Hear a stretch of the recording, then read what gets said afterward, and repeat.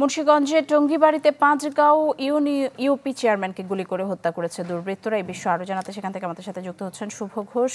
শুভ, ঠিক কখন এবং কোথায় এই হত্যাকাণ্ডটি সংঘটিত হয় এবং হত্যাকাণ্ডের কারণ সম্পর্কে পুলিশ এবং এলাকাবাসীর কাছ থেকে কোনো তথ্য জেনেছেন কিনা?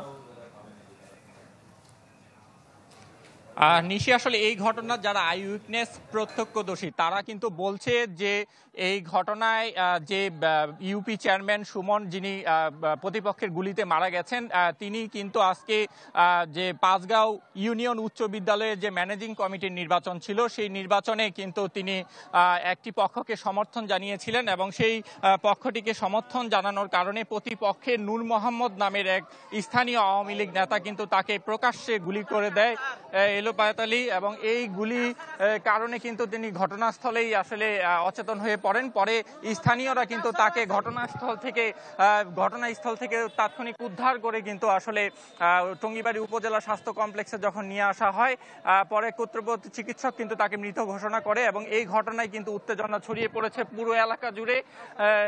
এবং এই যে স্থানীয় আওয়ামী লীগ নেতা নূর মোহাম্মদ এবং কাউসার নামে একজনের কিন্তু আসলে এই ঘটনার সাথে আসলে জড়িত থাকার তথ্য পাওয়া গেছে। এই মুহূর্তে টঙ্গীবাড়ি থানার যিনি ভারপ্রাপ্ত কর্মকর্তা আছেন তিনি কিন্তু গণমাধ্যমে বক্তব্য রাখছেন। আমরা যদি একটু কথা বলি তার সাথে, আসলে এই ঘটনায় আসলে যিনি যে ইউপি চেয়ারম্যান মারা গেছেন আসলে কিভাবে মারা গেলেন, কাউকে আটক করতে পেরেছেন কিনা?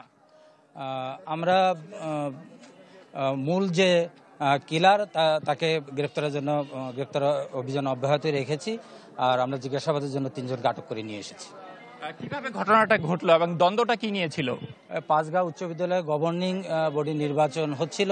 নির্বাচন সুষ্ঠুভাবে সম্পন্ন হওয়ার পরে যখন ফলাফল প্রকাশ করে তখনই দুজনের মধ্যে, অর্থাৎ নূর মোহাম্মদ এবং এই সুমন যে চেয়ারম্যান, যিনি মৃত্যুবরণ করেছেন, তার সঙ্গে তর্কে জড়িয়ে পড়ে।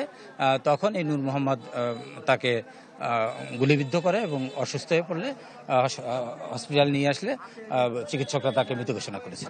নিশি, আপনি শুনছিলেন যে এই ঘটনার মূল অভিযুক্ত যিনি রয়েছেন আওয়ামী লীগ নেতা নূর মোহাম্মদ, তিনি কিন্তু পলাতক রয়েছেন। তবে সন্দেহভাজন 3 জনকে কিন্তু আটক করেছে পুলিশ এবং নিহত ইউপি চেয়ারম্যানের মরদেহ কিন্তু এখানে রাখা হয়েছে। আইনগত প্রক্রিয়া শেষে সেটি হস্তান্তর করা হবে বলে কিন্তু আইন শৃঙ্খলা বাহিনী বলছে এবং এই ঘটনায় পরবর্তী সংঘাত কিংবা সহিংসতার একটি শঙ্কা করছে স্থানীয়। ধন্যবাদ শুভ আপনাকে। দর্শক, শুভ ঘোষ আমাদের সাথে মুন্সিগঞ্জ থেকে যুক্ত হয়েছিলেন। নগদের কাছে সব গ্রাহকই প্রিয়, তাই তো সারা দেশে ক্যাশ আউট চার্জ সবচেয়ে কম।